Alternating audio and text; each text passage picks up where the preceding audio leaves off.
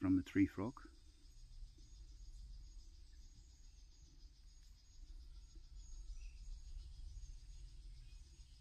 And what they do is they put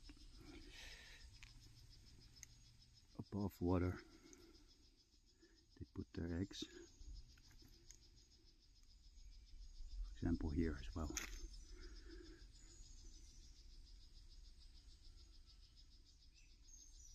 Very cool. Haven't seen one of these frogs, but yeah. These are not the tadpoles, by the way. There are some tadpoles in this box, but they're not from the tree frog. They're from Dendrobates auratus.